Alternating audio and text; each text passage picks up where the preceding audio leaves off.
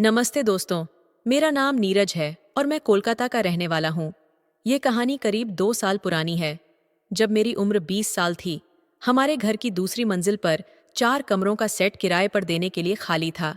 मेरे mummy papa गांव में रहते थे और शहर वाले मकान की देखभाल मैं ही करता था। पढ़ाई के साथ साथ मैं एक प्राइवेट कंपनी में भी काम करता था। एक दिन एक परिवार हमारा मकान देखने आया। वह एक कपल था जिनका एक छोटा बच्चा भी था। खास बात यह थी कि जो महिला साथ आई थी वह बेहद आकर्षक थी। सांवली रंगत के बावजूद उसकी नाक नक्श बेहद खूबसूरत थीं और उसकी लंबाई लगभग 6 फुट 1 इंच थी, जो उसकी खूबसूरती को और भी निखारती थी। मुझे मन ही मन लगा कि काश ये लोग मकान किराए पर ले लें और मुझे इस भाभी से बात करने का मौका मिल जाए। कुछ दिनों बाद उनके पति का फोन आया। उन्होंने कहा कि मकान उन्हें पसंद आ गया है और वे 10 दिनों में शिफ्ट हो जाएंगे। ये सुनकर मुझे बेहद खुशी हुई। आखिरकार वे लोग हमारे मकान में रहने आ गए। धीरे धीरे मेरी उनसे बातचीत शुरू हो गई। महिला का नाम काजल था और उनके पति का नाम अरुण। मैं उन्हें भैया भाभी कहकर बुलाने लगा। बातचीत के दौरान पता चला कि अरुण किसी कंपनी में काम करते हैं और हर महीने विदेश दौरे पर जाते हैं। ये बात सुनकर मेरे दिमाग में कई ख्याल आने लगे। मैंने सोचा कि अब तो भाभी से बातचीत बढ़ाना और उन्हें मनाना आसान होगा। चूंकि मैं घर पर ही रहता था और नौकरी को ज्यादा समय नहीं देता था, इसलिए मेरा अधिकतर वक्त घर पर ही गुजरता था। अब मेरा ध्यान इस बात पर था कि कैसे भाभी को प्रभावित किया जाए। इस तरह मेरी जिंदगी में यह नया मोड़ आया और यह सोच मेरे मन में घर कर गई कि अब भाभी से दोस्ती बढ़ानी है। लेकिन यह सब मेरी सोच तक ही सीमित था, क्योंकि हर कहानी में एक मोड़ आता है और वही मेरे साथ भी हुआ। उन दिनों गर्मियों का टाइम था, तो मैं छत पर बैठकर जाता था। उधर ही काजल भाभी भी आ जाती थी, तो हम दोनों बैठकर काफी देर तक बातें करते रहे थे। मुझे बीड़ी पीने की आदत है, तो मैं बीड़ी पीता रहता था। भाभी को भी कोई दिक्कत नहीं थी। एक दिन उन्होंने मुझसे पूछा, तुम्हारी कोई गर्लफ्रेंड नहीं है क्या? मैंने कहा कोई नहीं है। तो उन्होंने पूछा, क्यों नहीं?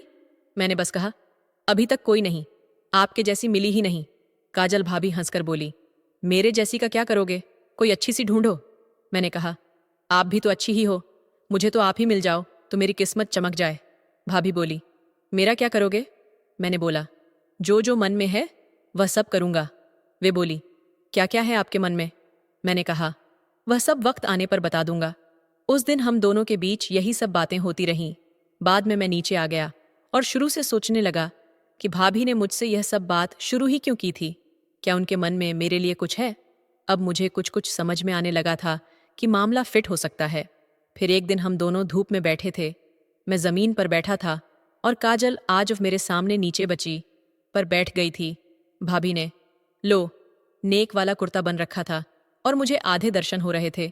शायद भाभी ने मेरी नजरों को ताड़ लिया था कि मैं क्या देख रहा हूं, इसलिए वह उठकर नीचे चली गई। अगले दिन हम दोनों फिर से छत पर बैठे थे। आज फिर से भाभी नीचे बैठ गई थी। आज फिर से भाभी ने वही सूट पहना था, जिस वजह से आज भी मुझे आधे दर्शन हो रहे थे। कल की तरह आज भी मेरी नजर उधर ही जा रही थी। मेरा मन आधे अधूरे को पूरा देखने का कर रहा था। मैंने बातें चलाते हुए कहा, भाभी, आपके सूट तो बड़ा अच्छा लग रहा है, कौन सा कपड़ा का है? वह बोली, कॉटन है। मैंने कहा, कॉटन तो नहीं लग रहा। वे बोली, पकड़कर देख लो। मैंने सोचा कि यह तो अच्छा मौका है। तब मैंने अपना हाथ सीधा उनकी तरफ बढ़ाया और सूट को देखने लगा। सूट को देखने के बहाने हाथ फेर दिया। वे तुरंत गुस्से में आग बबला हो गई और बोली, कपड़ा ऐसे चेक होता है क्या?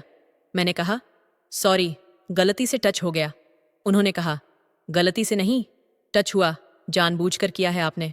मैं डर गया और सॉरी बोलकर नीचे आ गया। अब 10 दिन में ऊपर ही नहीं गया। फिर मेरे पास मोबाइल पर एक मैसेज आया। मैंने डीपी देखी तो वह काजल भाभी की थी। उसने मैंने पूछा, नंबर कहाँ से मिला? वे बोली, पति के मोबाइल से निकाल लिया। मैं कुछ नहीं बोला। भाभी ने मैसेज किया, ऊपर नहीं आते। अब मैंने कहा, टाइम नहीं होने की वजह से ऐसा है। वे बोली, आ जाना है, मैं अकेली बैठी हूं, मन नहीं लग रहा। कुछ देर बाद मैं ऊपर जा रहा था तो मेरी नजर भाभी के दरवाजे की तरफ पड़ी। वह हल्की सा खुला हुआ था। मैंने देखा तो भाभी बिस्की की बोतल से पैक बना रही थी।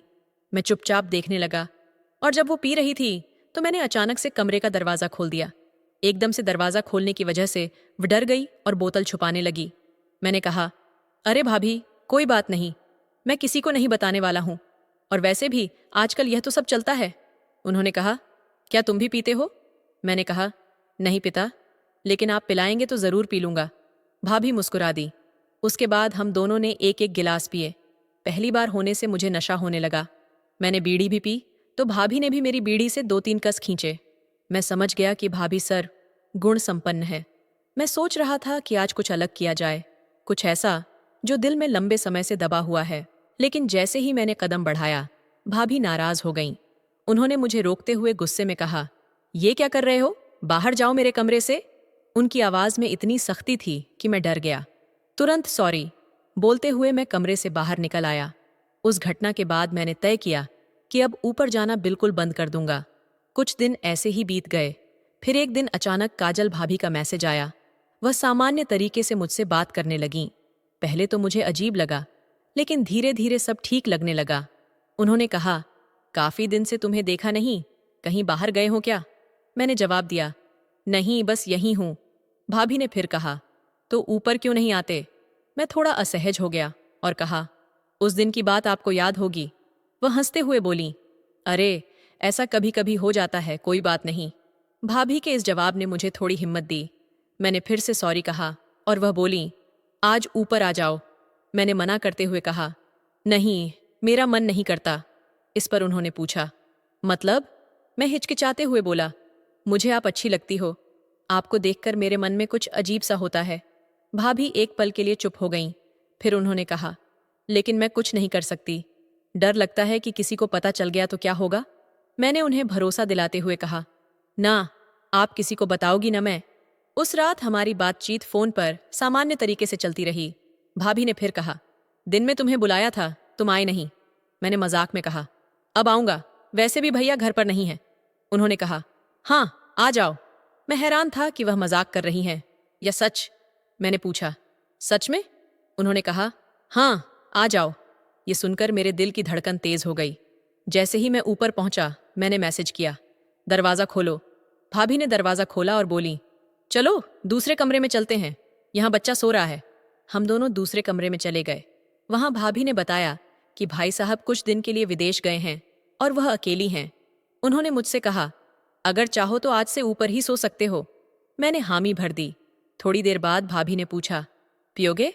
मैंने कहा, हाँ क्यों नहीं। वह एक बोतल और 2 गिलास लेकर आईं, साथ में कुछ नमकीन और सलाद भी। हम दोनों ने 3-3 पैग लगाए और काफी बातें की। नशे में हम दोनों ने काफी मस्ती की और फिर एक एक बीड़ी पीने के बाद सो गए। दोस्तों, अगर आपको यह कहानी पसंद आई हो तो चैनल को सब्सक्राइब करना न भूलें। ऐसे ही और कहानियां आपके लिए लाता